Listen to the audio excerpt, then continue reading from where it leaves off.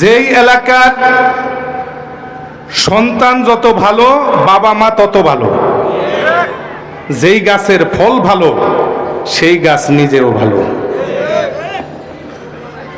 এদেশের মানুষ বহু চেষ্টা করেছে, কিন্তু ছাত্রদের মাধ্যমে আল্লাহ যা দেখাইছেন এদেশের কেউ তা দেখাতে পারে। বহু চেষ্টা করেছে, ঝুঁকি নিয়েছে, কিন্তু কবুল হয়েছে কাদের হাতে? আওয়াজ দিয়ে বলেন, কাদের হাতে? আসলে আমার মনে আছে তখনকার সময় আমার তাহাজ্জুদের সময়ও কান্না আসতো।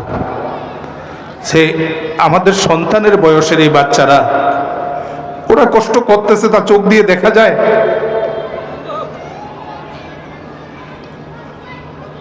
আমাদের আজকে মন বড়, আমরা আমাদের চেয়ার ছেড়ে দিব, আমাদের ছাত্ররা এসে এখানে বসবে, কারণ আমরা এই জগতে চিরদিন থাকতে পারবো যদি আমাদের সন্তানেরা নেক সন্তান হিসাবে কাজ করে, যদি আমাদের ছাত্ররা ঠিক মতো কাজ করে। এর ফলাফল শুধু দুনিয়াতে নয়, ফলাফল কবরেও যাবে। এই জন্য আমি আপনাদের কাছে একটু সংক্ষেপে জানতে চাই, মানুষ মারা গেলে যখন কবর দেওয়া হয় আমল নামাটা খোলা থাকে না বন্ধ থাকে? আপনারা রাগ করেছেন? খোলা থাকে না বন্ধ থাকে? বন্ধ থাকে। আরে ভাই, খোলা থাকে, এই জন্য হিসাব নিকাশ হয় না। হিসাব নিকাশের বহু দেরি আছে, সেটা তো হাসরের মাঠে লক্ষ লক্ষ বছর পর। এমন মানুষ আছে কবরে যখন রেখেছে তখন গুনাহগার, হাসরের মাঠে নেককার। সে নিজেই ভাবতে পারে না, পাহাড় পরিমাণ নেক। এক পর্যায়ে নিজেই বলবে যে এই নেক তো আমার না, বলবে না আপনার। বলে আন্না আলী জালিকা, কোত্থেকে আসলো? বলে বেদোয়ায়ে ওয়ালাদিকা লাক, তোমার সন্তানের দোয়া। তিনটা আমল কবরের মধ্যে, কবরে যাওয়ার পরেও লেখা হয়। একটা মানুষ কবরে শোয়ার পরেও আমল নামায় তিনটা আমল যোগ হয়। কথা বলেন, কয়টা? সদকায়ে জারিয়া। এতক্ষণ পর্যন্ত আপনারা যেটা অংশ নিলেন, এই মাদ্রাসায় দান না করলে আর কোথায় দান করবে মানুষ? এত একটা পরীক্ষিত মাদ্রাসা, এটা গতানুগতিক মাদ্রাসা না। সদকায়ে জারিয়া, এলেম আর নেককার সন্তান। সন্তান যদি নেককার হয় লাভ হইল মুরব্বীদের, কারণ যেই সন্তান নেককার, নূরের টুপি দেওয়া হবে তার বাবা মার মাথায়। নেক কাজ করলো কে? আপনারা মনে হয় আমার ভাষা বুঝতে কষ্ট হয়। আমি আগেই নিয়ত করছি যে শুধু মুনাজাত দিয়ে চলে যাব, কারণ ওয়াজে আমারই পেট ভরে গেছে, আপনাদের তো বলছেই। আবার বলেন, সন্তান যদি নেককার হয় নূরের টুপি পাবে কে? আমার সন্তানেরা যদি এই দেশ পরিচালনা করে তাহলে সম্মান পাবো আমরা। আমরা এটাই চাই, আমরা এটাই চাই যে আমাদের সন্তানেরা এগিয়ে যাক। যেই দেশের মধ্যে ঠিক মতো আল্লাহু আকবার বলা যেত না, এটা কি হয়? আরে আপনি যেই দলই করেন আল্লাহু আকবার বলা যাবে না কেন? জয় শ্রীরাম, এটা শ্রীরামের ক্ষেত্রে জয় হবে, কিন্তু আমার আল্লাহর ক্ষেত্রে আকবার শব্দ হবে। যে আল্লাহু আকবার শব্দের এতটা গুরুত্ব আমি একটু পরে সম্ভব হলে বলবো। একজন মুয়াজ্জিন আজানের শুরুতে কম পক্ষে কয়বার আল্লাহু আকবার বলে? আপনাদের এলাকায় কয়বার বলে? সকলে যে আওয়াজ দিতেছেন না, আরে ভাই কয়বার বলে? কেন 4 বার বলে? কেন 5 বার বলে না? কেন 3 বার বলে না? 2 রাকাত নামাজ পড়তে গেলে কমপক্ষে 11 বার আল্লাহু আকবার। কেন এতবার? যে আল্লাহু আকবারের এত দাম, যে আজানের মধ্যে আছে 2 রাকাত নামাজে 11 বার, সে আল্লাহু আকবার আল্লাহর বান্দা বলতে পারবে না। দেশের প্রতিষ্ঠানগুলোতে কিছু কিছু লোক যেই যেই ক্ষেত্রে প্রযোজ্য, সভাপতি নাম ধরে সে অন্যান্য পদের নাম নিয়ে প্রতিষ্ঠানে গিয়ে বসে থাকতো টাকা খাওয়ার জন্য, বাধ্য করত প্রতিষ্ঠানের লোকদেরকে মিথ্যা লেখার জন্য। এদের ধ্বংস হওয়া প্রয়োজন। এমন সভাপতি যেন বাংলাদেশে আর কোনোদিন না আসে। আল্লাহ তাআলা যেন এদেরকে দুনিয়া এবং আখিরাতে মিসমার করে দেয়, পৃথিবীর মানচিত্র থেকে এদেরকে যেন উঠায় দেয়, কাউমে আদ কাউমে সামুদের মতো যেন নিচ্ছিন্ন করে দেয়, এরা যেন বিচ্ছিন্ন করে যায়। এরা আল্লাহর জমিনে বাস করবে, আল্লাহর নাম পছন্দ করে না। আল্লাহর জমিনে বাস করবে, আল্লাহু আকবার পছন্দ করবে না। এরা আল্লাহর জমিনে বাস করার অধিকার এদের নাই।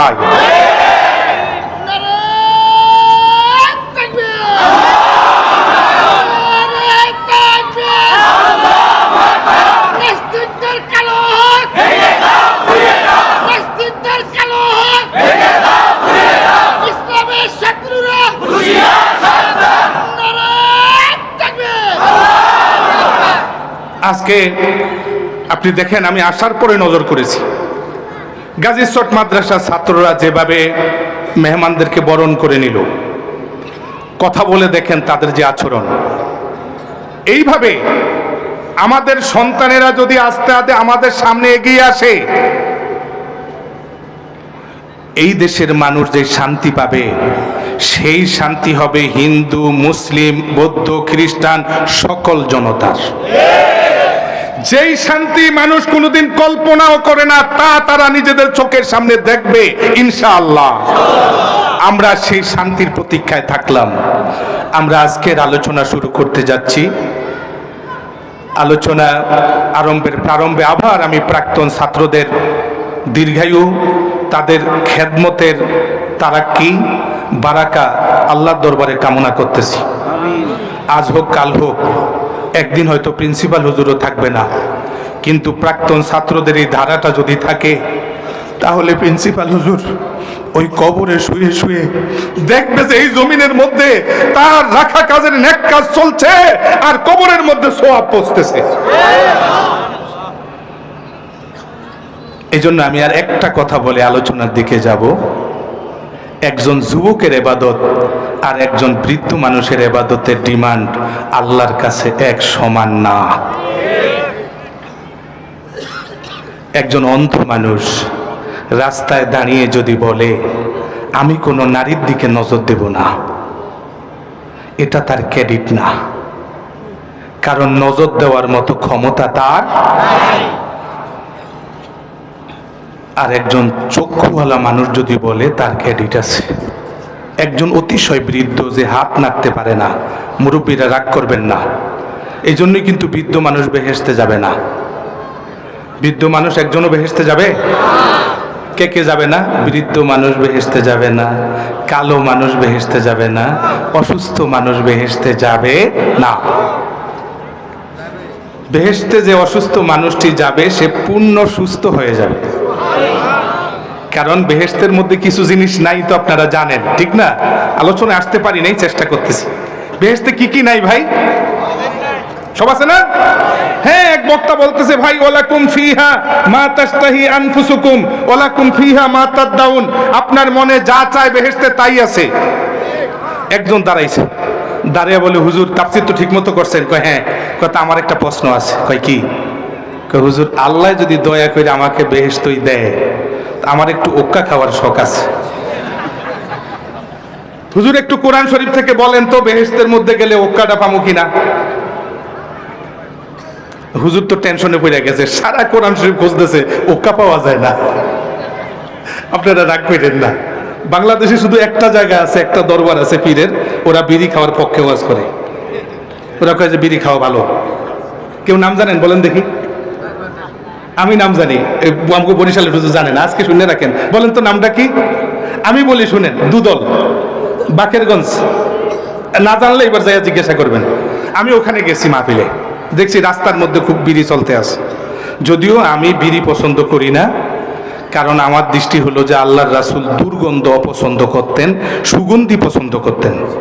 রাসূলের নিজের ঘামের মধ্যে সুগন্ধি ছিল, দেহের মধ্যে সুগন্ধি ছিল। রাস্তায় হেঁটে গেলে ওই রাস্তায় কেউ আসলে বলতে পারতো এই পথে গেছেন মুহাম্মাদুর রাসূলুল্লাহ সাল্লাল্লাহু আলাইহি ওয়াসাল্লাম, ঠিক না? এই জন্য ফাথুল বারী শরহে বুখারীর মধ্যে লেখা আছে, এক মহিলার মেয়ের বিয়ে হবে, নবীজির কাছে এসেছে কিছু দোয়া নেওয়ার জন্য। নবীজি একটু গাম দিয়ে দিছে। ঘরে সকলে ব্যবহার করার পর মদিনাতে ওই বাড়ির নাম ছিল বাইতুত তিব। সকলেই বলে যে তোমাদের বাড়িতে এত গ্রাম কেন, কিসের গ্রাম? পরে তারা শুনতে পেয়েছে যে এই বাড়িতে আমার নবীজির ঘাম লেগেছে। এই জন্য শাহ আব্দুল আজিজ মুহাদ্দিসে দেহলভী রহমতুল্লাহ আলাইহি লিখেছেন যে আমার নবীজির দেহ মোবারকের এক ফোঁটা ঘাম থেকে গোলাপ ফুল পয়দা হয়েছে। তো নবীজি কাঁচা পেঁয়াজ খাইলে তাকে বের করে দিতেন, বলতেন মসজিদে এসো না, কারণ ফাইনাল মালাইকাতা তাতাআজ্জা বিমা ইয়াতাআজ্জা বিহি বনু আদম কাযাফিল বুখারী। মানুষ আদম সন্তান যেগুলো অপছন্দ করে, যেই দুর্গন্ধ সহ্য করতে পারে না, ফেরেশতারাও পারে না। তুমি নামাজ পড়বে, ফেরেশতা তোমার কাছে আসবে না, এই নামাজ পড়ে লাভ কি? যাও মুখ পরিষ্কার করো যাতে গন্ধ না আসে। আমি বলি যে পেঁয়াজের থেকে খাবারের গন্ধ আসে, আর বিড়ির মধ্যে গুয়ের চাইতে বেশি দুর্গন্ধ। খারাপ লাগতে পারে আপনার কাছে, আপনি টেস্ট করে দেখেন না। একটা আপনি যদি পচা খাবার ফেলে রাখেন দেখবেন বিড়াল কুকুরে খায়, আর একটা বিড়ি ফেলে রাখবেন, বিড়ি সিগারেট, দেখবেন একটা কুত্তা ওই দিক দিয়ে যাওয়ার সময় ভুলেও পেশাব করতে রাজি না। হাজারো অনুরোধ করলো সে বলবে জি না, আমি এখানে পেশাব করবো না। একেবারেই খারাপ। যাই হোক, আমি ভাইদের সামনে একটা কথা বলতেছিলাম, সেটা হলো বেহেশতের মধ্যে কি নাই, মনে আছে না? ওখানেই এখন বক্তা তো ঠিকই গেছে, বক্তা বলতেছে, চালাক বক্তা তো, আমাদের মতো এমন সোজা না। সে বলতেছে আরে ভাই বেহেশতের খাবারে যে কি মজা জানেন? আল্লাহু আকবার। বিসমিল্লাহির রহমানির রহিম ওয়া উতুবিহি মুতাশাবিহা। আল্লাহ জানে কোন দিক থেকে কোন দিকে যাই। বেহেশতে যাওয়ার পর দেখবে যে কি অবস্থা। এখানে নবীনগরের চাউল আছে, রাজশাহীর ফজলি আম আছে, আর কি আম আছে? রাজশাহীর ল্যাংরাম আছে, এখানে হিমসাগর আছে, এখানে সিলেটের ট্যাঙ্গা আছে। ট্যাঙ্গা বুঝেন না? কষ্ট হয়। আরে রাত্র হয়ে গেছে, একটু রসিকতা করি 2 মিনিট। ট্যাঙ্গা বুঝেন না?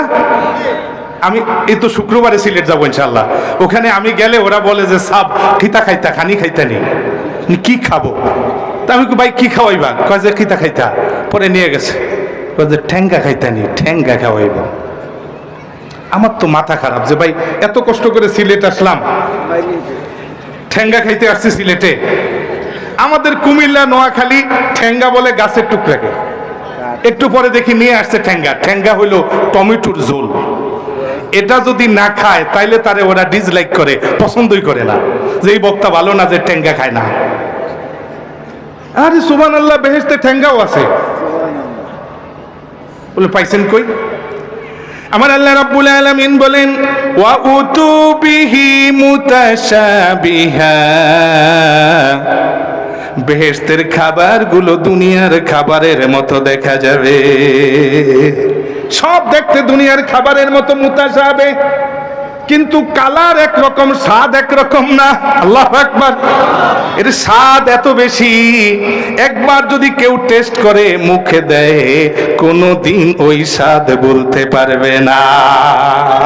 আল্লাহু আকবার। খাইছেন ভাই বেহেশতের খাবার? খেয়েছেন? খান নাই? মরার আগে বেহেশতের খাবার কি খাওয়া যায়? আহা, কই যাবো আপনাদেরকে নিয়ে, আসল আলোচনা তো শুরুই করতে পারলাম না। আরে মরার আগে বেহেশতের খাবার খাওয়া যায়, এটা কোনো পিসাবের কথা না, হাদিসের কথাও না, কোরআনের কথা। বিশ্বাস না করে যাবেন কই? মরার আগে বেহেশতের খাবার খায় নাই? বলবো 2-1 মিনিটে। আপনারা শুনেছেন হযরত ঈসা আলাইহিস সালামের মা মরিয়ম বাইতুল মুকাদ্দাসের হুজরার মধ্যে বন্দেগী করতেন। রুমের সামনে গেট ছিল 7টা। আরে কথা বলেন, কয়টা?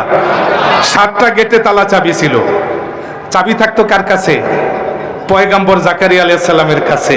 ক্যারিয়ারে করে খাবার নিয়ে 7টা গেট খোলার পর রুমে ঢুকছে, ঢুকেই দেখে মরিয়ম নামাজ পড়ে, সামনে খাবার। হযরত জাকারিয়া অবাক হয়ে গেলেন, হতবাক হয়ে গেলেন, বিস্ময়ে অভিভূত হয়ে পড়লেন।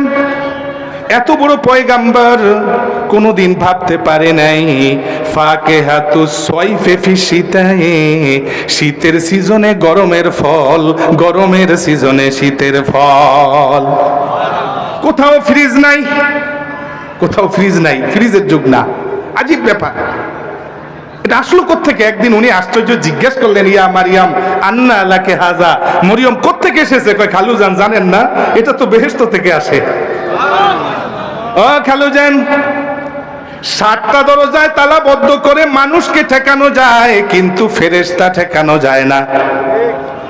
আমি মরিয়মের কাজ আল্লাহর বন্দেগী করা, আর আল্লাহর কাজ জান্নাত থেকে খাবার পাঠাইয়া দেওয়া। কল হুয়া মিন ইনদিল্লাহ, এটা তো প্রমাণ যে মরার আগে বেহেশতি খাবার খাওয়া যায়। আল্লাহ আপনাকে আমাকেও খাবারের তৌফিক দান করুক, বলেন আমি। ছোট্ট করে কথাটি বলতেছিলাম। সুতরাং কোরআন বেহেশতের মধ্যে কি নাই ভাই? বেহেশতের মধ্যে কোনো টয়লেট নাই। ক্লিয়ার কথা মনে রাখবেন। কি নাই? এখানে টয়লেটের কোনো প্রয়োজন নাই। খাবারের পর ঢেকুর দিবে, হজম হয়ে সব বেরিয়ে যাবে। এই জন্য বেহেশতের মধ্যে এমন কোনো রুগী নাই যে হাঁটার সময় পেশাব করে দিছে। সব সুস্থ। সব কি? অসুস্থ মানুষ বেহেশতে নাই, সুস্থ হয়ে যাবে। 2 নাম্বার, কালো মানুষ বেহেশতে নাই। যেই কালো মানুষটা বেহেশতে যাবে, সে পয়গম্বর হযরত ইউসুফ আলাইহিস সালামের মতো সুন্দর হয়ে বেহেশতে যাবে। সুবহানাল্লাহ। উজুহু ইয়াউমাইযিন নাযিরা ইলা রাব্বিহা নাযিরা উজুহু ইয়াউমাইযিন মুস্তাবশিরা দাহিকাতুম মুস্তাবশিরা ওয়া উজুহু ইয়াউমাইযিন আলাইহা গাবারা তারহাকুহা কাতারা। একদল মানুষ মনের আনন্দে চেহারাটা সুন্দর হয়ে যাবে ইউসুফ নবীর মতো, আরেকদল মানুষ দুনিয়ায় সুন্দর ছিল, সেদিন দুঃখ বেদনায় ঘামে তাপে চেহারাটা মলিন হয়ে কালো কুৎসিত হয়ে যাবে। একটা জান্নাতি মানুষের চেহারাও কালো থাকবে না। 3 নাম্বার, কোন বৃদ্ধ মানুষ বেহেশতে যাবে না। যেই বৃদ্ধ মানুষটি বেহেশতে যাবে, সে 30 বছরের যুবক হয়ে বেহেশতে যাবে। তাহলে বলেন, বেহেশতে কাদের নেতৃত্ব থাকবে, যুবক না বৃদ্ধ? আওয়াজ দিয়ে বলেন কাদের? আমার দেশের নেতৃত্ব দেয় কারা, বৃদ্ধ না যুবক? বেহেশতে আল্লাহর পছন্দ কাদের, বৃদ্ধ না যুবক? সুবহানাল্লাহ ওয়া বিহামদিহি। কারা পছন্দ? আমি কথাগুলো বললাম আমার প্রাক্তন ছাত্রদেরকে উদ্দেশ্য করে, যে আল্লাহ রাব্বুল আলামিন তাদেরকে সেই নেতৃত্ব দেওয়ার তৌফিক দান করুক। এই জন্য আমার নবীজি বলেছেন যে বেহেশতের মধ্যে হযরতে হাসান হুসাইন তারা সাইয়েদা শাবাবে আহলিল জান্নাহ, এরা বেহেশতের যুবকদের সর্দার হয়ে উঠবে। রাগ করেছেন? এই জন্য আমার নবীজি বলেছেন ওয়াশাবুন নাশা ফি ইবাদাতিল্লাহ। আল্লাহু আকবার। অর্থাৎ হাসরের মাঠটা এরকম থাকবে না, সেই মাঠটা থাকবে এমন সমতল, সেখানে একটা গাছগাছালিও থাকবে না, একটা নদ নদীও থাকবে না, একটা পাহাড় পর্বতও থাকবে না। আল্লাহু আকবার। একটা মানুষের মাথায় একটু ছায়া দেওয়ার মতো কিছু থাকবে না। শুধু কেবল 7 শ্রেণীর মানুষ ছায়া পাবে আল্লাহ তাআলার আরশের নিচে, ইয়াউমা লা জিল্লা ইল্লা জিল্লুহু, যেই দিন আল্লাহর আরশের ছায়া ব্যতীত আর কোনো ছায়া থাকবে। কয় শ্রেণীর মানুষ আরশের ছায়া পাবে? আওয়াজ দিয়ে বলেন কয় শ্রেণী? এর মধ্যে একটা শ্রেণী হলো শাবুন নাশা ফি ইবাদাতিল্লাহ, যে যুবকের দেহের মধ্যে রক্ত গরম, শরীরটা পুরা সুস্থ পাওয়ারফুল, মন পাপ করতে চায়, কিন্তু যুবকটা মানুষদেরকে কোরআনের পথে ডাকে। শাবুন নাশা ফি ইবাদাতিল্লাহ। আল্লাহু আকবার। সুতরাং আমি আমার ভাইদের কাছে শুরুতেই জানতে চাই, আমাদের যুবকরা যদি কোরআনের দিকে ডাকে, আমাদের যুবকরা যদি ন্যায়ের দিকে ডাকে, আমাদের যুবকরা যদি শান্তির দিকে ডাকে, আমাদের যুবকরা যদি বৈষম্যহীন পথে ডাকে, আমরা সর্বান্তকরণে যুবকদের পাশে থেকে তাদেরকে সহযোগিতা করতে রাজি আছি কিনা? কে কে রাজি আছি? আওয়াজ দিয়ে বলি আল্লাহু আকবার। আল্লাহ তাআলা কবুল করেন, বলেন আমিন। আমি একখান আয়াত তেলাওয়াত করেছিলাম, আশা আছে আয়াত খানের একটু বাংলা বলবো আর মুয়াজ্জিনের চারবারের আল্লাহু আকবার বলবো। পারবেন থাকতে? যদি আধা ঘন্টা লাগে আরো? সুবহানাল্লাহ ওয়া বিহামদিহি। সুতরাং থাকতেই যদি হয়, রাত্র তো একটু গভীর হয়ে গেছে না? বেশি রাত্র হয়ে গেছে। বেশি রাত্র হইলে ভালো না খারাপ? মানে সারাদিন বান্দায় আল্লাহকে খোঁজে, গভীর রাত্রে আল্লাহ বান্দাকে খোঁজে। তো আল্লাহ যেই টাইমে বান্দা খোঁজে এই টাইমে একটু সময় দিতে আমরা রাজি আছি না ইনশাআল্লাহ? কি বলেন, রাজি আছি? আল্লাহ কবুল করেন, জোরে বলেন আমিন। যেহেতু আওয়াজটা সুন্দর হয় নাই, শীতের দিন আমরা পরিবেশটা একটু ঠিক করে নেই, বাংলা ভাষায় 2-3 মিনিট কথা বলি, আমি আয়াতের তরজমায় চলে যাব ইনশাআল্লাহ। আমি ভাইদের কাছে আবার জানতে চাই, আমাদের চলার জন্য দুটো পা দিয়েছেন কে? যাদের সন্দেহ আছে বলতে হবে না। আল্লাহর নামটি উচ্চারণ করতে যাদের খুব লজ্জা লাগে তাদেরও বলতে হবে না। বাকিদের গলার আওয়াজ ছেড়ে দিয়ে সিংহের মতো গর্জন করে চিৎকার দিয়ে বলতে হবে, কে দিয়েছেন? ধরার জন্য দুটো হাত দিয়েছেন কে? কথা বলার জন্য জবান দিয়েছেন কে? তিনি যদি জবানটা নিয়ে যান আর কেউ দিতে পারবে? আওয়াজ দিয়ে বলেন, পারবে? আল্লাহু আকবার। আপনি অবাক হয়ে যাবেন, এই জবানটা একটা গোশতপিণ্ড, এই জিহ্বাটা কি? একটা গোশতের টুকরা। আল্লাহু আকবার। এর উপরে হইল ছোট্ট ছোট ছিদ্রওয়ালা একটা আবরণ। এই আবরণের মাধ্যমে এই জিহ্বা, এর উপরে মানুষ যখন কিছু রাখে সে মুহূর্তে জানায় দেয় এটা তিতা, এটা বাসি, এটা পচা, এটা বিষাক্ত। কষ্ট হয় আপনাদের? এই জিহ্বার সাথে যুক্ত আছে কয়েক হাজার ফিল্টার। আপনি অবাক হবেন, এই জিহ্বার মধ্যে 9000 সেলকোষ। কথা বলেন, এই সেলকোষে কি কাজ করে?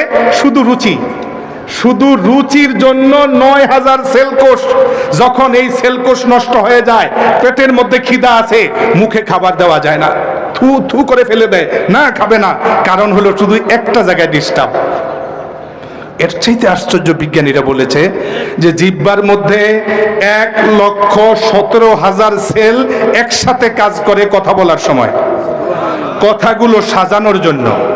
এই সেল যদি নষ্ট হয় তখন কথাগুলো এলোমেলো হয়ে যায়, একটার সাথে আরেকটা আসে কথা, তখন মনের ভিতরে আসে, মুখ দিয়ে আর বের হয় না। আমার যে মাবুদ এই কথাগুলো প্রকাশ করার জন্য এই জীবের মধ্যে একসাথে 1,17,000 সেল কাজ করার জন্য ফিট করেছেন। আপনি অবাক হয়ে যাবেন, আজ পর্যন্ত এই পৃথিবীতে সকল বিজ্ঞানী চেষ্টা করে একটা জিহ্বা আবিষ্কার করতে পারে নাই। কোন মানুষের জিহ্বা যদি নষ্ট হয়ে যায়, জিহ্বা যদি কেটে ফেলে, সেই জায়গায় আরেকটা জিহ্বা প্রতিস্থাপন এই পর্যন্ত কেউ পারে নাই। ভাইদের কাছে জানতে চাই, জবান দিয়ে কথা বলার ক্ষমতা দিলেন কে? আমার আল্লাহ রাব্বুল আলামিন কোরআন শরীফের মধ্যে বলেন, মা ইয়ালফিযু মিন কাউলিন ইল্লা লাদাইহি রাকিবুন আতীদ। আমার আল্লাহ বলেন, একটা মানুষ মায়ের পেট থেকে ভূমিষ্ঠ হওয়ার পর ছোট্টবেলায় যখন কথা শুরু করেছে, তখন থেকে মরা খাটে ওঠা পর্যন্ত যতগুলি শব্দ উচ্চারণ করা হবে, একটি শব্দ হারিয়ে যাবে না। প্রতিটি শব্দের হিসাব আল্লাহ রাব্বুল আলামিন একদিন গ্রহণ করবেন। সুতরাং এই জবান দিয়ে বাজে কথা বললে কোনো লাভ নাই, গীবত করলে কোনো লাভ নাই। এই জবান দিয়ে যদি কেউ প্রাণ ভরে আল্লাহকে একটা ডাক দিতে পারে, এমনও সময় আছে একটা ডাকের উসিলায় জিন্দেগীর গুনাহ মাফ হয়ে যাবে। সুতরাং আমরা আল্লাহকে একটা ডাক দিয়ে আলোচনা শুরু করব ইনশাআল্লাহ। রাজি না নারাজ? আবার জানতে চাই, কাকে ডাক দিব? কি লজ্জা লাগে? কাকে ডাক দিব? জোরে না আস্তে? লাভ হবে না লস হবে? কত লাভ হবে? আমার নবীজি বলেছেন, কেউ যদি প্রাণ ভরে আল্লাহু আকবার বলে, তার কণ্ঠের আওয়াজ যে পর্যন্ত যাবে সে পর্যন্ত গাছপালা, তরুলতা, পশু পাখি আল্লাহর বান্দার জন্য আল্লাহর আদালতের সাক্ষী হয়ে যাবে। জীবনের আর কোনো আমল যদি কবুল নাও হয়, এরা ডাক দিয়ে বলবে, আল্লাহ আপনাকে প্রাণ ভরে আল্লাহু আল্লাহু আকবার বলেছে, এরা নারায়ে তাকবীর আল্লাহু আকবারের গ্রুপ, এদের কাছে আল্লাহু আকবার শুনেছি, মাফ করে দেন। আল্লাহু আকবার কি সব সময় আসতে বলা যায়? মুয়াজ্জিন যদি ফেসফেস করে আল্লাহু আকবার বলে আজান দেয়, থাকবে চাকরি? ইমাম সাহেব যদি ফেসফেস করে আল্লাহু আকবার বলে নিয়ত বাঁধে, মুক্তাদি যদি না শুনে, চাকরি থাকবে? জোরে হবে না আস্তে হবে? এখনই আমরা একটা ডাক দিব, এই ডাকটা হবে সবচাইতে জোরে, জীবনের সবচাইতে বড় ডাক। আল্লাহর দেওয়া জবান দিয়ে কাকে ডাকবো? তবে এবার ডাকটা দেওয়ার সময় একটু ডানে বাঁয়ে দেখবেন আপনার পাশের লোকটা বলে কিনা। যদি না বলে, বুঝতে হবে তার সাথে ইবলিসের গুড কানেকশন, বেস্ট রিলেশন, সে ইবলিসের দোস্ত। আপনার পাশের একটা লোক ইবলিসের দোস্ত হোক, আপনি কি তা চান? যদি না চান, তাহলে পাশের যেই লোকটা বলে না, তার কানের কাছে মুখটা নিয়ে আল্লাহু আকবারের একটা আওয়াজ দিয়ে জানিয়ে দিবেন, দোস্ত, শয়তান তোমার কাছেও থাকতে দিব না। কারণ আমরা আল্লাহু আকবার গ্রুপ, আমরা সারা জীবন আল্লাহু আকবার বলতে ভালোবাসি। আমরা এই স্লোগান বাদ দিতে পারবো? এই স্লোগান যারা বাদ দেয় তারা বাদ হয়ে যাবে, সৃষ্টির শুরু থেকে বাদ হয়ে গেছে। এই স্লোগান নিয়ে যারা থাকবে তারা কামিয়াব হবে। সুতরাং এই স্লোগানটা সর্বশক্তি দিয়ে দিতে রাজি না নারাজ? দেখা যাবে কোন পাশের আওয়াজ জোরে হয়, ডানে বাঁয়ে সামনে পিছনে, সর্বশক্তি উজাড় করে গভীর রাত্রে চিৎকার দিয়ে বলি আল্লাহু আকবার, আর জোরে বলি আল্লাহু আকবার। ربنا لك الحمد حمدا كثيرا طيبا مباركا فيه يا رب لك الحمد كما ينبغي لجلال وجهك وعظيم سلطانك। আল্লাহ তাআলার সাহায্য চেয়ে আয়াতে কারিমার উপর আমরা কথা শুরু করতেছি। শুধু একখান আয়াতের উপর কথা, আর মুয়াজ্জিনে কেন 4 বার আল্লাহু আকবার বলে, কি ঠিক আছে ভাই?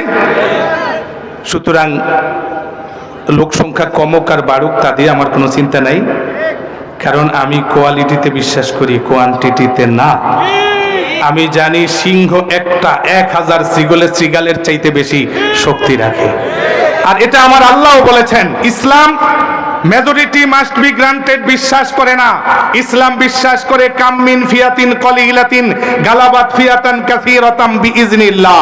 ইসলাম বিশ্বাস করে ইয়াকুম মিনকুম ইসুনা সাবিরুনা, তোমরা যদি 20 জন মুসলমান হও, ইয়াগলিবু মিয়াতাইন, 200 জনের উপর জয়লাভ করে বিজয়ের স্লোগান দিতে দিতে ঘরে ফিরে আসবে।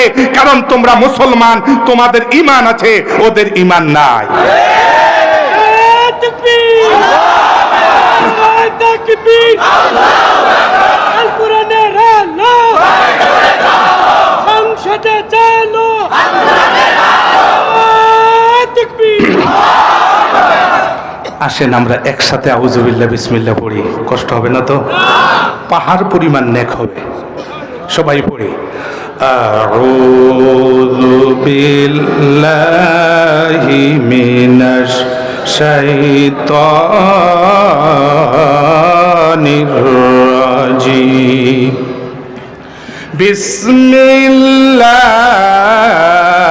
বিসমিল্লাহির রাহমানির রাহিম। ইয়া আইয়ুহান নাস আনতুমুল ফুকারাউ ইলাল্লাহ ওয়াল্লাহু হুয়াল গানিয়ুল হামিদ। বলেন সুবহানাল্লাহ, আল্লাহু আকবার। আমার আল্লাহ তাআলা এই পৃথিবীর মানুষদেরকে ডেকেছেন।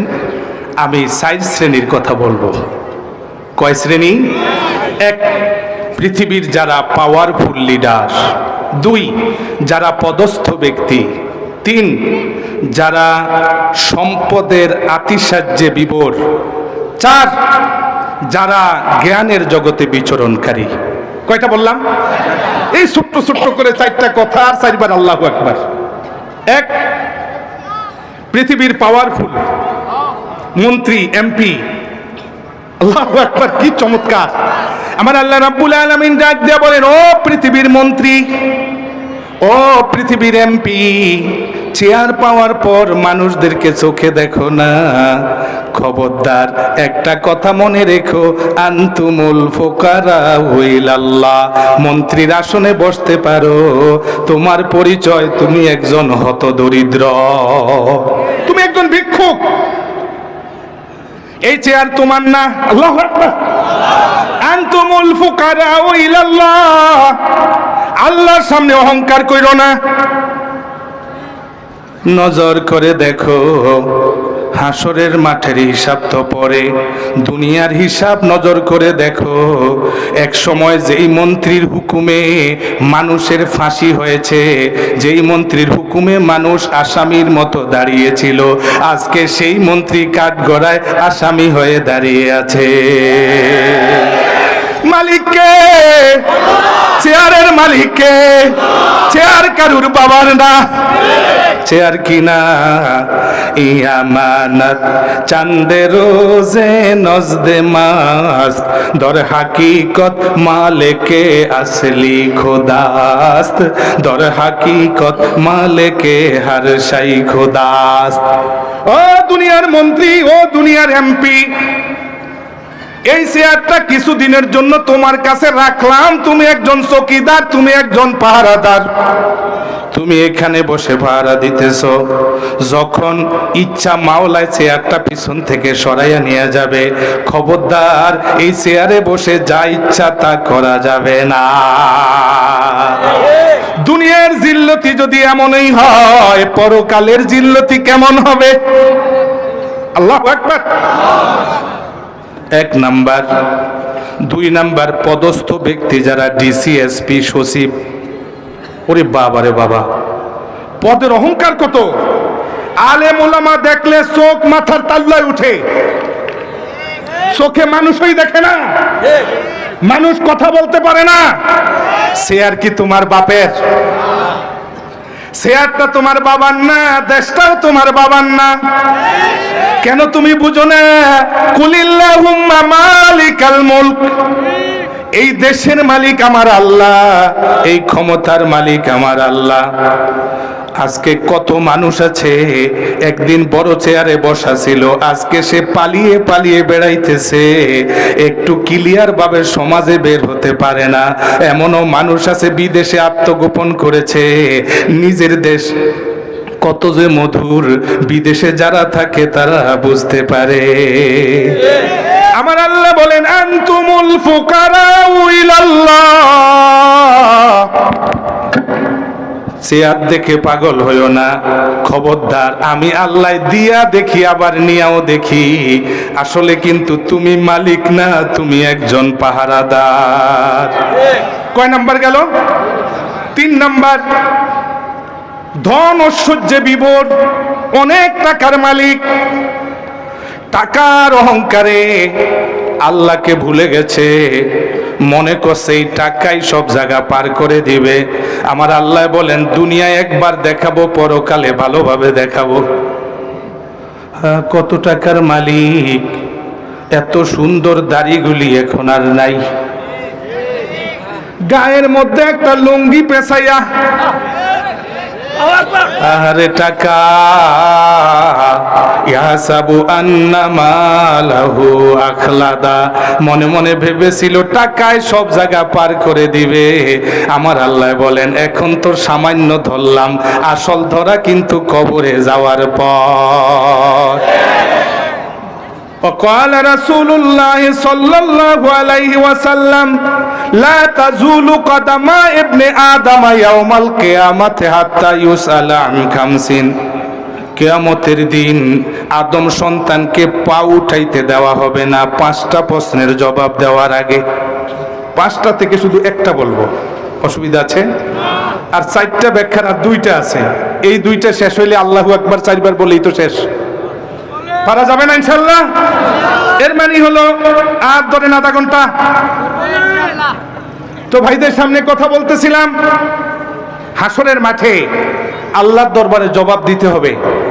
আল্লাহ জিজ্ঞেস করবে আন মালিহি বিন আইনা ইকতাসাবতাহু, কোন পথে টাকা আয় করেছো, একটা একটা করে টাকার হিসাব দাও। আহা, কত গরিব মানুষ আগে আগে বেহেশতে চলে যাবে। আল্লাহু আকবার।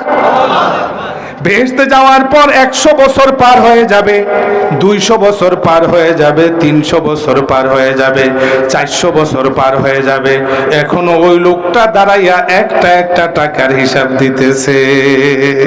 আল্লাহু আকবার। وقال رسول الله صلى الله عليه وسلم إن من عباد الله من لو أقسم على الله لا برا। বুখারী শরীফ দ্বিতীয় খণ্ড কিতাবুল মাগাজির মধ্যে হাদিস এসেছে, আমার নবীজি বলেন, খবরদার কাউকে গরিব দেখে অবজ্ঞা কইরো না, কারণ তুমি জানো না এমনও হইতে পারে হাসরের মাঠে তুমি দাঁড়াইয়া থাকবে, ওই গরিব লোকটা দেখাইয়া দেখাইয়া তোমার আগে আগে বেহেশতে চলে যাবে। দুনিয়ায় কার ক্ষমতা বেশি এটা বড় কথা নয়, পরকালে কার বেশি বড় কথা। এই জন্য আমার আল্লাহ বলেছেন, ইন্না আকরামাকুম ইনদাল্লাহি আতকাকুম, তোমাদের মাঝে সেই মানুষটার দাম বেশি যেই মানুষটার দিলের মধ্যে আল্লাহ তাআলার ভয় বেশি। হতে পারে সেই মানুষটা দিন মজুর, হতে পারে ক্ষেত মজুর, হতে পারে দিন আনে দিন খায়, কোন পাপ দেখলে চিৎকার করে বলে আমি আল্লাহকে ভয় করি, আমি পাপ করতে পারবো না। আমার আল্লাহ পাপ পছন্দ কোনোদিনও করে না। যারা পাপের সয়লাভ করে আল্লাহ তাদেরকেও পছন্দ করে না। কথা বলেন ঠিক কিনা? এই জন্য আমি মাঝে মাঝে বলি, ও ভাই রিকশাওয়ালা, তুমিও হতে পারো আল্লাহওয়ালা। ওরে ভাই দোকানদার, যদি হও নেককার, তোমার জন্য খোলা রবে বেহেশতেরই আকদুয়ার, তোমার জন্য খোলা রবে বেহেশতেরই আকদুয়ার। ঠিক কি না? কথা বলেন। কিন্তু দোকানদার যদি মিথ্যা কথা বলে, যদি হলুদের গুঁড়ার সাথে ইটের গুঁড়া মিশায়, তাহলে ইন্না তুজ্জারা ইউবাসু ইয়াউমাল কিয়ামাতে ফুজ্জারা, পাপিষ্ঠ হয়ে হাসরের মাঠে উঠবে, সে কখনো নবী রাসূলদের সাথে উঠতে পারবে না। দোকানদার হয়ে আল্লাহকে পাওয়া সম্ভব, রিকশা চালক হয়ে পাওয়া সম্ভব, গরিব হয়ে সম্ভব। আমার নবীর সাহাবীরা সব মাদ্রাসা শিক্ষক ছিলেন না, অনেক সাহাবী বাজারের মধ্যে দোকান দিয়েছেন, ব্যবসা করেছেন। কথা বলেন ঠিক কিনা? এই জন্য ইতিহাস সাক্ষী, আজকের ইন্দোনেশিয়া এত মুসলমান কোন তাবলিগ জামাতের মাধ্যমে নয়, কোন পিসাবের মাধ্যমে নয়, কোন ইসলামিক দলের মাধ্যমে নয়, কেবল একজন সাহাবী দোকান দিয়েছিলেন, তার দোকানদারির সিস্টেম দেখে দলে দলে মানুষ এসে কালেমা পড়ে মুসলমান হয়েছিল। মুসলমানের কাজ দেখে অমুসলিমরা মুসলমান হয়েছে। আমি ছোট্ট একটা কথা বলে আমি আপনাদেরকে নিয়ে আলোচনা সামনের দিকে নিব ইনশাআল্লাহ। আধা ঘন্টা সময় আশা করি, আর যদি দেখি বেশি লোক উঠে যায় তাইলে শেষ করে দিব। আপনারা শুনেছেন হযরত ওমর ফারুকের নাম শুনেছেন? কথা বলেন। তার ছেলে কয়জন ছিল? 9 জন। কষ্ট হয়? ওমর রাদিয়াল্লাহু তাআলা আনহু ছেলে কয়জন? 9 জন। কি কি? আব্দুল্লাহ, ওবায়দুল্লাহ, জায়েদুনিল আকবর, জায়েদুনিল আসগার, আব্দুর রহমান আকবর, আব্দুর রহমান আওসাত, আব্দুর রহমান আসগার, আসেম, আয়াস। ভাই কয়জন হয়েছে? এই 9 জনের মধ্যে আব্দুর রহমান আওসাতের ডাক নাম ছিল আবু শাহমা। আবু শাহমা। কষ্ট হয় আপনাদের? আমি একটু আসল নকলটা পার্থক্য করে বলি, মানুষে যে অংশটা মিথ্যা বলে সেটাও বলবো। আব্দুর রহমান আওসাত হইল তার মূল নাম, ডাক নাম হইল আবু শাহমা। তার দোস্তের নাম হইল আবু সারুয়া। দোস্তের নাম কি? 2 বন্ধু গেছেন মিশরে ঘুরতে, নবিজ পান করেছেন। নবিজ হলো এক প্রকারের শরবত, এটা বেশি সময় রাখলে অনেক সময় নেশা হয়, মদ হয়ে যায়। আল্লাহর কসম, কিতাবের মধ্যে লেখে যে আবু শাহমা মদ পান করে নাই, সে নবিজ পান করেছে, কিন্তু সে বুঝতে পারে নাই যে নেশায় ধরবে। একটু পরে দেখে নেশায় ধরে গেছে। বিশ্বাস করেন, আপনি কিতাব খুলে দেখেন, কেউ দেখে নাই আবু শাহমা কি পান করেছে, কেউ আবু শামার বিচার করতে আসে নাই। আবু শামা রাত্রে ঘুমাইতে পারে না। আমি যা পান করেছি এটা তো নেশা হয়ে গেছে, আমি এই চেহারাটা আমার আল্লাহকে দেখাতে পারবো না। আমি নিজেই যাব, আমার শাস্তিটা আমি নিজেই নেব। কারণ দুনিয়ার শাস্তি বড় কম, পরকালের শাস্তি বড় বেশি। আমি আল্লাহর শাস্তি নেব না, দুনিয়ার শাস্তি মেনে নিলাম। বলেন সুবহানাল্লাহ। কথাটা মনে রাখতে হবে, দুই জায়গায় দরদ দেখানো যায় না। কয় জায়গায় দরদ দেখানো যায় না? দুই জায়গায় দরদ দেখানো জায়েজ নাই। একটা হইল যুদ্ধের মাঠ, মনে রাখতে হবে। একটা কি? মুসলমান অমুসলিম যুদ্ধ হচ্ছে, আপনি অমুসলিমদের উপরে দরদ দেখায় মুসলমানদেরকে শেষ করে দিবেন, এই দরদ জায়েজ নাই। আর দুই নাম্বার হলো বিচারের রায়। বিচারে যদি কাউকে দোষী সাব্যস্ত করে হাকিম, তাহলে সেই দোষীর উপরে দরদ দেখানো যাবে না। বিচারে রায় হয়ে গেছে যে অমুকের হাত কাটা হবে, আপনি বললেন যে হাত কাটতে দেব না, আপনি মুসলমান থাকতে কষ্ট হবে। আল্লাহু আকবার। তো বুখারী শরীফের হাদিসে আছে, আমার নবীর যুগে কুরাইশ বংশের এক মহিলা চুরি করেছিল। খুব শর্ট করে বলতেছি, আমি বুঝি আপনাদের কষ্ট হচ্ছে। চুরি করার পর আল্লাহ রাসূল ঘোষণা দিলেন যে চুরি প্রমাণিত হয়েছে, মহিলার হাত কেটে দেওয়া হবে।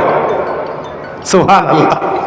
কি মনে করেন, দেশের একজন বড় অফিসার, সে যদি চুরি করার কারণে তার হাতটা কেটে দেওয়া হয়, পরবর্তী অফিসার আর ঘুষ নিতে সাহস করবে? কথা বলেন, সাহস করবে? সুতরাং যেই দেশের মধ্যে দেখলো মানুষেরা অন্যায় করলে মুহূর্তের মধ্যে প্রতিবাদ হয়, এখন বিভিন্ন অফিসের সামনে লেখা, আমি দুর্নীতি করি না, আমার অফিস দুর্নীতি মুক্ত। এই লেখাটা কি এক বছর আগে ছিল? আরে ভাই, এই লেখাটারও তো অনেক দাম। কথা বলেন ঠিক কিনা?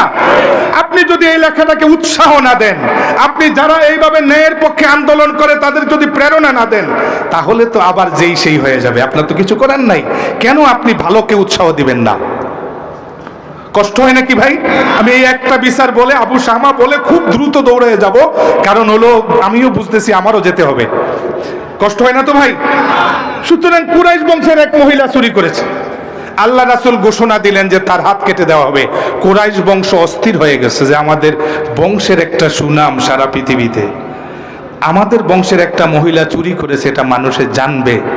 দুই নাম্বার হলো চুরি করছে তাও সে একটা মহিলা। এই মহিলার যদি হাত কাটা হয়, জীবনে বিয়ে হবে? কি একটা অপমান, এটা হতেই পারে না। নবীজি বলছে যে হাত কেটে দেওয়া হবে।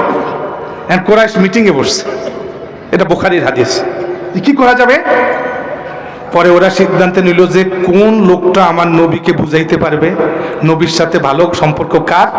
পরে বলল যে ভালো সম্পর্ক হলো উসামা। উসামাকে বলা হয় হেব্বুর রাসূল, নবীকে বেশি ভালোবাসে সে, কারণ সে নবীর পালক পুত্র জায়েদের ছেলে। দেখবেন মানুষ নিজের ছেলের চাইতে নাতিকে ভালোবাসে বেশি। এটা আমার হুজুরের কাছে জিজ্ঞাসা করলে দেখবেন, নিজের সন্তানের চাইতে নাতিকে ভালোবাসে বেশি। ঠিক না ভুল? ওরে সুবহানাল্লাহ, নাতির জন্য পাগল। নবীজি উসামাকে খুব ভালোবাসে, পালক পুত্রের ছেলে। ওরা উসামাকে ধরেছে। উসামা বলে, জি। বলে, একটু কাজ করতে হবে, আমাদের বংশ শেষ, আর এই মেয়েটারও জীবন শেষ। চুরি তো করছে, ওর হাত কেটে ফেলবে, একটু নবীজিকে বুঝাও। উসামা গেছে, ইয়া রাসূলুল্লাহ, মহিলা মানুষ, এইদিকে তাকাই একটু ছেড়ে দেওয়া যায় না? নবীজির চেহারা মোবারক লাল হয়ে গেছে। নবীজি বললেন, আতাশফাউ ফি হদ্দিন মিন হুদুদিল্লাহ, আল্লাহর হদের ক্ষেত্রে তুমি সুপারিশ করতে এসেছো? এত বড় স্পর্ধা! তুমি জানো না আগের যুগে যখন বড় লোক কোনো অপরাধ করত তাকে শাস্তি দেওয়া হতো না, গরিব অপরাধ করলে শাস্তি দেওয়া হতো। এই জন্য ইন্নামা হালাকা মান কানা কাবলাকুম, আগের যুগের লোকদেরকে আল্লাহ ধ্বংস করে দিয়েছে। অসম্ভব!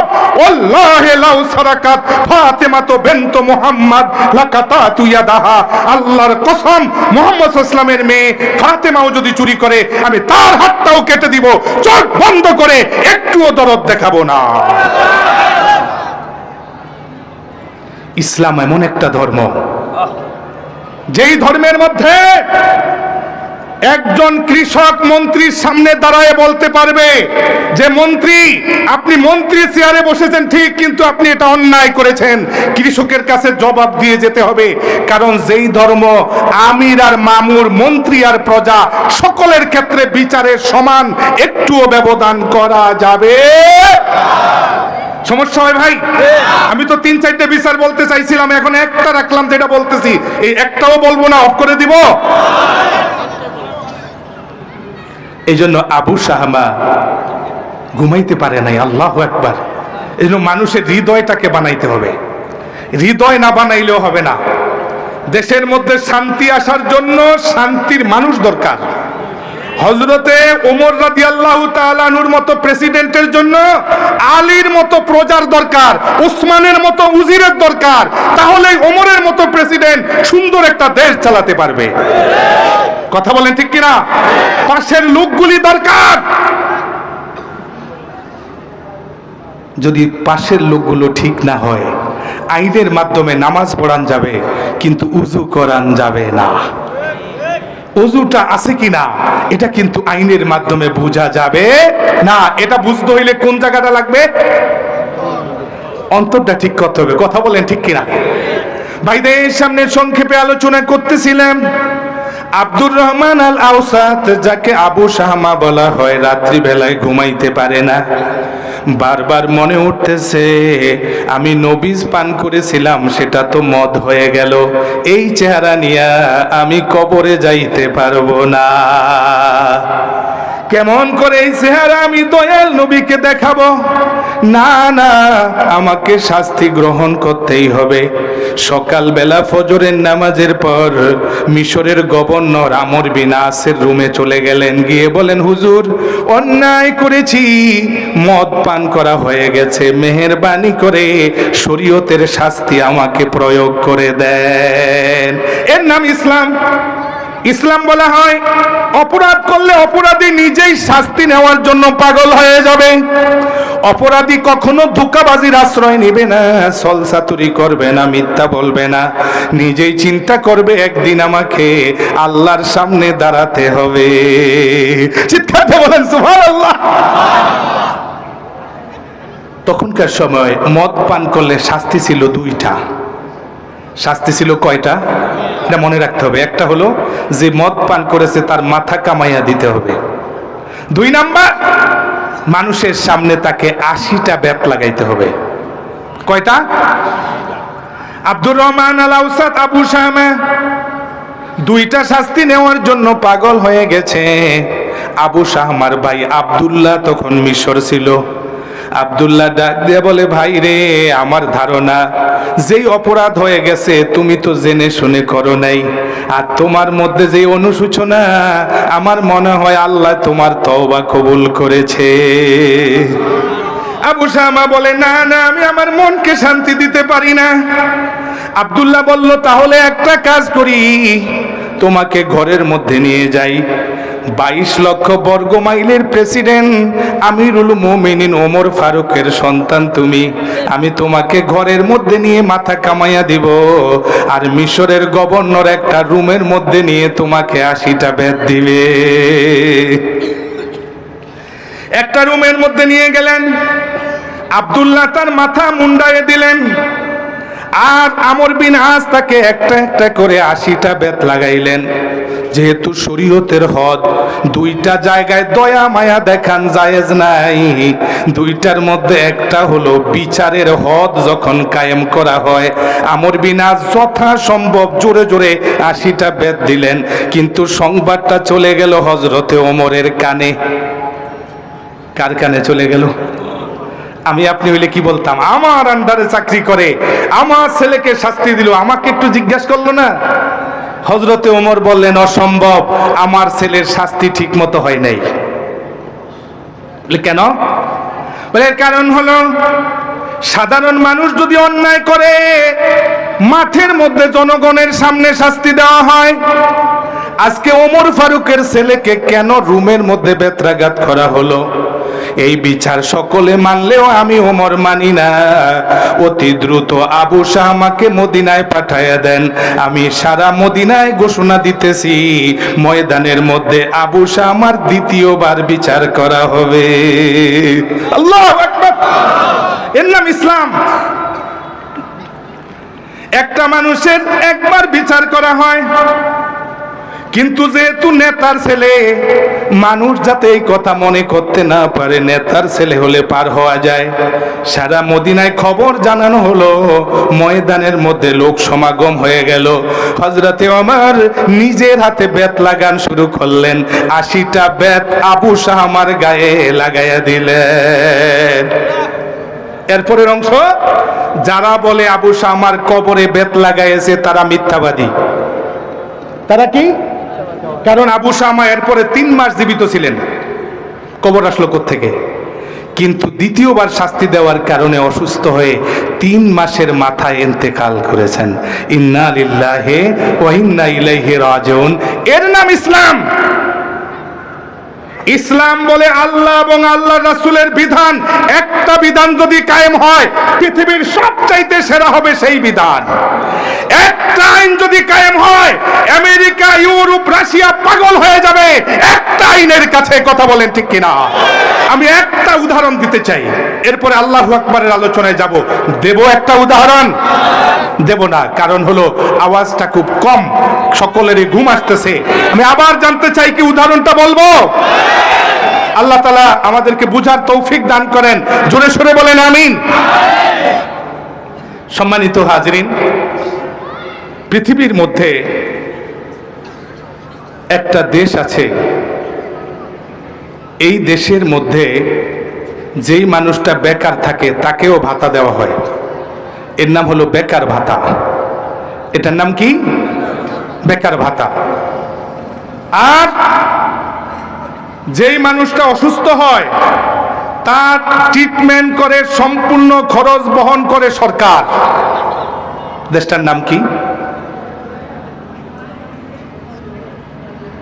নামটা তো আমার মনে আসতেছে না এই মুহূর্তে, কিন্তু বারবার বলতাম এই দেশটার নাম। হ্যাঁ, না না, শুনেন, খ্রিস্টানদের দেশ তো। না না, আমেরিকাও না, লন্ডনও না, ছোট্ট দেশ, কুয়েতের মতো। কানাডাও না। আচ্ছা দেখি, আল্লাহ যদি মনে করে দেয় বলবো। তো সেখানে আপনার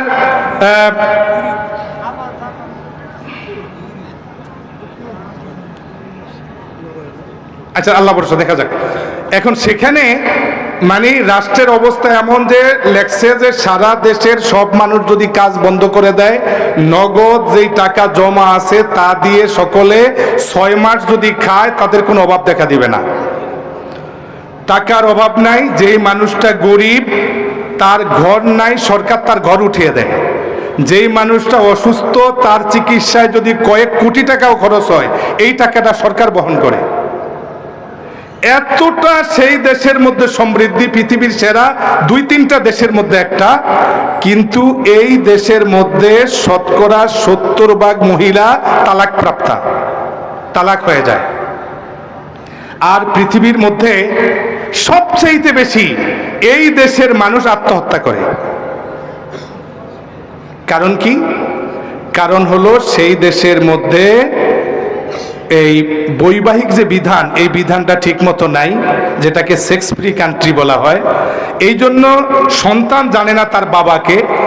স্বামীর সামনে স্ত্রী আরেকজনের হাত ধরে চলে যায়, স্ত্রীর সামনে স্বামী আরেকজনের হাত ধরে চলে যায়। ওই দেশের মানুষগুলো এখন পাগল হয়ে যাচ্ছে। যেই কালেমা পড়ে মুসলমান হয়ে যাচ্ছে সেই সবচাইতে বেশি সুখ পাইতেছে। কারণ শরীয়ত বলেছে স্বামী যদি তার স্ত্রীর দিকে একবার মায়ার নজর দেয়, আল্লাহ তাআলা দুইজনের দিকে রহমতের নজর দেয়। সুতরাং ইসলামের একটা বিধানও যদি কোনো জায়গায় আসে, সেই জায়গায় ওই বিধানের ক্ষেত্রে পৃথিবীর সবচাইতে বড় শান্তি হাজির হয়ে যাবে। চিৎকার দিয়ে বলেন সুবহানাল্লাহ। আমার মনে আসলে আমি লাস্টে নামটা বলবো। ভাইদের সামনে কথা বলতেছিলাম যে আল্লাহ রাব্বুল আলামিন বলতেছেন পৃথিবীর মধ্যে যারা ধনী মানুষ তারাও আল্লাহর কাছে ফকির। কারণ একজন ধনী মানুষ 3.5 হাত জায়গার মালিক। 4 নাম্বার, পৃথিবীর মধ্যে যারা জ্ঞানী মানুষ আল্লাহ তাদেরকে লক্ষ্য করে বলতেছেন যে তোমরাও আমার কাছে ফকির। জ্ঞানের অহংকারও করা যাবে না, কারণ জ্ঞানের মালিক মানুষ না। কথা বলেন ঠিক কিনা? জ্ঞানের মালিক মানুষ না। আজকে যেই মানুষটা অনেক জ্ঞানী, একটা দিন দেখা যাবে এই মানুষটার চোখের পাওয়ার কমে গেছে, কানের পাওয়ার কমে গেছে, মাথার মেধা কমে গেছে।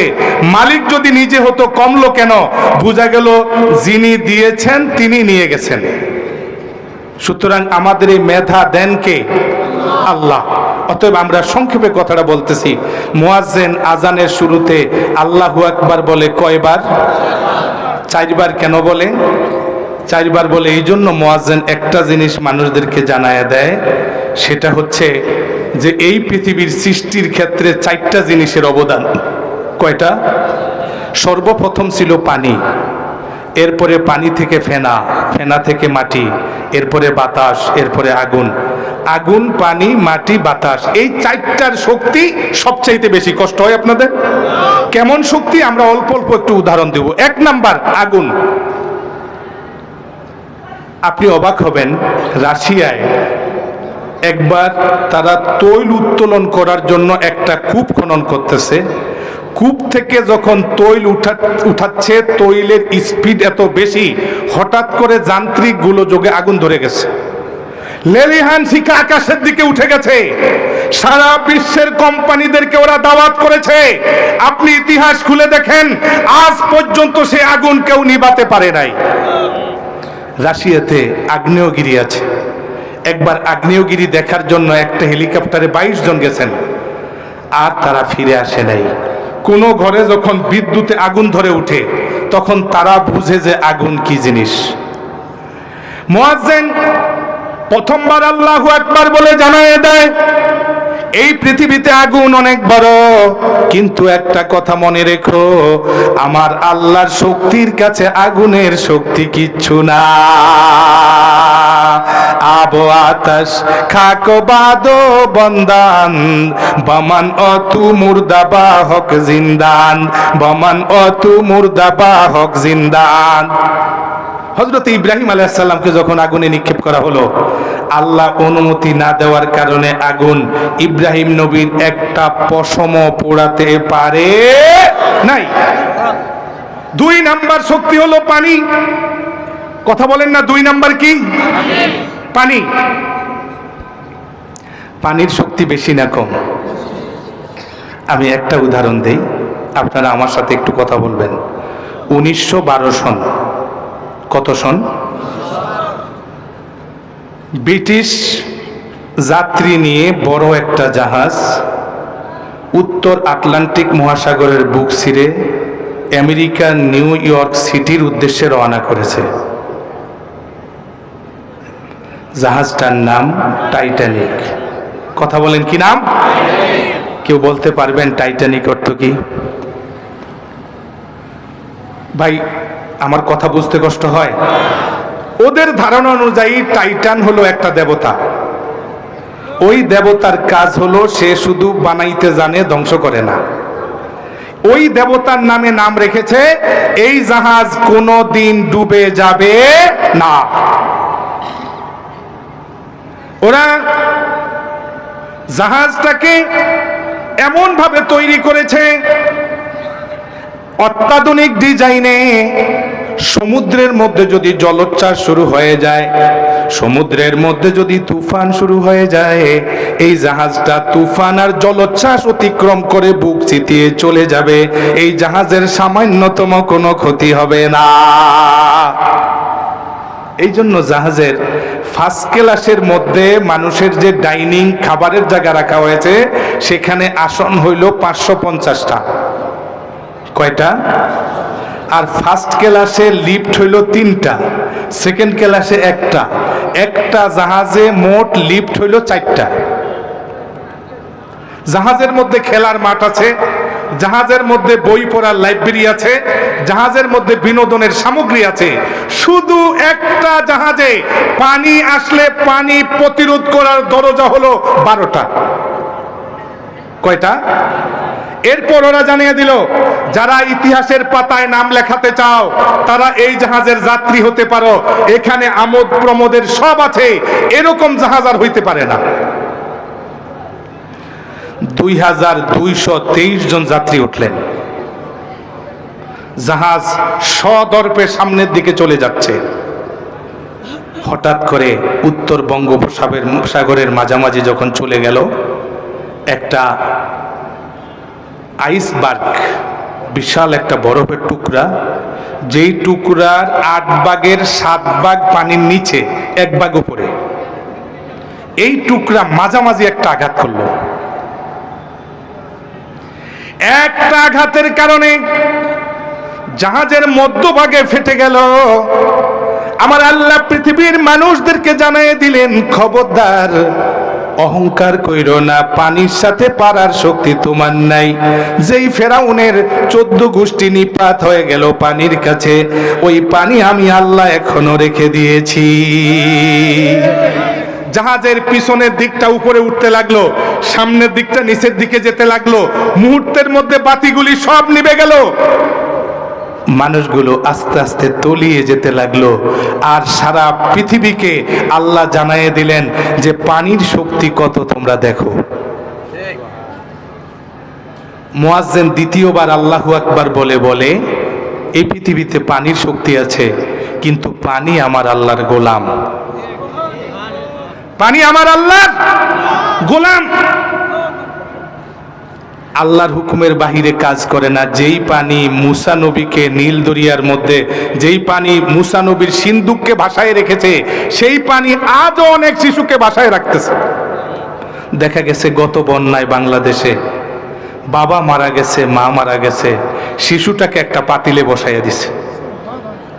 ওই পাতিল ভাসতে ভাসতে নদীর কিনারে চলে গেছে, শিশুটা কিন্তু মরে নাই। বাঁচায় রাখছে কে? বাঁচায় রাখছে কে? মুয়াজ্জিন দ্বিতীয়বার আল্লাহু আকবার বলে জানায় দেয়, শুনো, এই পৃথিবীর পানির শক্তি আছে, মনে রেখো, পানির শক্তির চাইতে আমার মাওলার শক্তি অনেক বেশি, আগুনের শক্তির চাইতে মাওলার শক্তি অনেক বেশি। তোমার শক্তি আর কি? আসো মসজিদের দিকে আসো, আল্লাহর দরবারে জবাব দিতে হবে। তৃতীয়বার মুয়াজ্জিন ডাক দেয়, আল্লাহু আকবার। এবার বাতাস, বাতাসের শক্তি বেশি না কম? একটু বলেন না। কোরআন শরীফের মধ্যে কাউমে আদের কথা আছে, আমি আর 3-4 মিনিট কথা বলবো। কাউমে আদের কথা আছে। এই কাউমে আদ, এদের মধ্যে যারা লম্বা, তারা ছিল 100 গজ লম্বা। কথা বলেন, কত গজ? ভাই কষ্ট হয় আপনাদের? 100 গজ লম্বা কত উপরে একটু চিন্তা করে দেখছেন? আমি তো শুধু ভাবছি যে তারা যদি আমাদেরকে দেখতেন তাহলে 8-10 জন এক পকেটে নিতে পারতেন। তাদের পকেট আমাদের চাইতে অনেক বড়, তাদের পকেট আমাদের চাইতে অনেক বড়, 100 গজ লম্বা। আর যারা খাটো ছিলেন তারা ছিলেন 60 গজ লম্বা। দেহের মধ্যে প্রচুর শক্তি। ওরা রাস্তা দিয়ে হাঁটতো আর বলতো, মান আসাদ্দু মিন্না কুওয়া, আমাদের চাইতে বেশি শক্তি কার আছে? আল্লাহ বলেন, খবরদার, খবরদার, শক্তি আর পাওয়ারের দাপট আল্লাহর সামনে চলে না। গায়ের মধ্যে শক্তি থাকতে পারে, হাতের মধ্যে শক্তি থাকতে পারে, অধীনের মধ্যে অফিসার থাকতে পারে, পুলিশ থাকতে পারে, সব থাকতে পারে, কিন্তু যদি মাওলা না থাকে সব কিছুতে কোনো কাজ হবে না। কে থাকতে হবে? কি আস্তে আস্তে বললেন, কষ্ট পাইলাম। বলেন না, কে থাকতে হবে? ও মন আল্লাহ আমার আপন হলে আমার কোনো অভাব নাই। আল্লাহ আমার বেজার হলে সকল শক্তি চাই, সকল শক্তি চাই। কে আপন হইতে হবে? মাল্লাহুল মাওলা ফালাহুল কুল। যার জন্য আল্লাহ আছে তার জন্য সব আছে। কথা বলেন ঠিক কিনা? সংক্ষেপ করে দিতেছি। সুতরাং এরা যখন অহংকার প্রদর্শন করলো, আল্লাহ বলেন আমি বাতাস পাঠাইলাম। সাক্কারাহা আলাইহিম সাবা লায়ালিন ওয়া সামানিয়াতা আইয়াম, বাতাসের পাওয়ার বাড়তে আছে ক্রমশ। একদিন গেল, 2 দিন গেল, 7 রাত্র 8 দিন পর্যন্ত বাতাসের পাওয়ার বাড়তে বাড়তে গাছপালাগুলো উঠতেছে, মানুষগুলো তাদের সম্পদ নিয়ে উঠতেছে। আল্লাহ বলেন, হাবিব, এদেরকে আমি উল্টায় ছেড়ে দিলাম, এরা জমিনের মধ্যে বিরাট গাছের মতো এক একটা লাশ পড়ে আছে। কান্নাহুম আজাজু নাখলিন খাউয়া ফাহাল তারা লাহুম মিন বাকিয়া। নবী, পৃথিবীর মানচিত্র থেকে উঠায়ে দিলাম, আপনি একটাও আর খুঁজে পাবেন না। মুয়াজ্জিন 3 নম্বরে আল্লাহু আকবার বলে জানায় দেয়, শুনো, তোমার শক্তি কিছু না, এত বড় পাওয়ারফুল বাতাস, এই বাতাস কিন্তু মাওলার গোলাম, মাওলার কথার বাহিরে বাতাস চলে না। সুবহানাল্লাহ। মুসা আলাইহিস সালাম যখন বললেন যে আল্লাহ আমি ফেরাউনের কাছে যাব, এটার যে শক্তি, আল্লাহ বলে, মুসা তুমি জানো না, ওই যে নাক দিয়ে বাতাস আসে আর যায়, আমি আল্লাহর কাছে অনুমতি নেই। একজন মানুষ বাতাস ছাড়া কতক্ষণ থাকতে পারে? কিন্তু একটা উট যে অক্সিজেন গ্রহণ করে, এর 1/3, 3 ভাগের 1 ভাগ ভিতরে জমা রাখতে পারে। কষ্ট হয় আপনাদের? সুতরাং মরুভূমিতে যখন তুফান শুরু হয়, ঝড়ো হাওয়া সাইমুম শুরু হয়, উট সামনের 2 পা দিয়ে গর্ত করে মাথাটা নিচের দিকে ঢুকায়, পেটের মধ্যে জমা যে বাতাস আছে তা গ্রহণ করে 12 দিন পর্যন্ত বেঁচে থাকতে পারে। ভাইদের সামনে কথা বলতেছিলাম, 4 নম্বরে মুয়াজ্জিন বলে আল্লাহু আকবার। কয় নাম্বার? 4 নাম্বার। আল্লাহু আকবার অর্থ কি? মাটি। মাটির শক্তি আছে না নাই? কষ্ট হয়? গত বছর কত সন ছিল? 2023। 2023 সনের ফেব্রুয়ারি মাসের 6 তারিখ রাত্র 4টা 17 মিনিট, 4টা 17 মিনিটে তুরস্কের দক্ষিণ অঞ্চলে একটা ভূমিকম্প হয়েছিল। 6 তারিখে ভূমিকম্প হয়েছে। ভূমিকম্পের পর তাজা মানুষগুলো লাশ হয়ে গেছে, লাশ বের করা শুরু হয়েছে। 9 তারিখ পর্যন্ত 24,000 লাশ বের করা হয়েছে। আমার আল্লাহ বলে, কিসের দাপট দেখাস? এই মুহূর্তে যদি জমিনের হুকুম দেয়, একটা কদম এদিক সেদিক যাওয়ার শক্তি নাই। মুয়াজ্জিন 4 বার আল্লাহু আকবার বলে, খবরদার অহংকার করিস না। আগুন, পানি, মাটি, বাতাস, এই সব কিছু শক্তির চাইতে যে মাওলার শক্তি অনেক বড়, আল্লাহু আকবার তিনি অনেক বড়। খবরদার, তার সামনে অহংকার করলে তিনি ছাড়বে না। সুতরাং যেই মানুষটা 2 রাকাত নামাজে 11 বার বলে আল্লাহু আকবার, আবার বলে আল্লাহু আকবার, আল্লাহ তুমি বড় আমি কিছু না, তুমি বড় আমি কিছু না, তুমি বড় আমি কিছু না, সেই মানুষটা কেমন করে বলে আমি বড় আমি কিছু? এটা কেমন করে বলে? আসেন আমরা একটা নিয়ত করি, আমরা অন্তত পক্ষে অহংকার করব না। যদি এই নিয়তটা করতে পারি, ইনশাআল্লাহ আমাদের নেক আমলগুলো সব জমা থাকবে। আমরা রাজি আছি? কে কে রাজি আছি বলি আল্লাহু আকবার। আল্লাহ কবুল করেন, বলেন আমিন, হাত নামান। আর 2 নম্বরে নেক আমল করার পাশাপাশি যদি সুযোগ হয়, আমি তো কাছে নাই, মাঝে মাঝে এসে মাদ্রাসায় দীক্ষা যাইবেন ছাত্রদেরকে, হাফেজি মাদ্রাসা থেকে শুরু করবেন। কারণ এরা কোরআন শরীফ পড়ে, কোরআন শরীফ শুনলে শরীরের অসুখও ভালো হয়ে যায়, আত্মার অসুখ তো ভালোই হয়, শারীরিক অসুখও ভালো হয়। আল্লাহ তাআলা তৌফিক দান করুক, বলেন আমিন। আমি আপনাদের কাছে দোয়া চাই এই গভীর রাত্রে, আল্লাহ তাআলা যেন আমাকেও আমাদের এই হুজুরের মতো কিছু কিছু খেদমত করার তৌফিক দেয়, যাতে আল্লাহ সেই পর্যন্ত হায়াত দেয়, যাতে আল্লাহর জন্য কিছু কাজ করতে পারি। আল্লাহ তৌফিক দান করেন, বলেন আমিন। আমি অনুরোধ করব, আমি আসলে এটা শুকরিয়া হিসেবে বলি, অনেক আলেম ওলামা দেখেছি, নিজের এলাকায় তাদের অনেক সম্মান কম দেখেছি। এটা ওনাকে খুশি করার জন্য নয়, এটা আল্লাহর একটা মেহেরবানি যে ওনাকে এলাকার মানুষ অনেক শ্রদ্ধা করে, আমিও শ্রদ্ধা করি। আমি অনুরোধ রাখব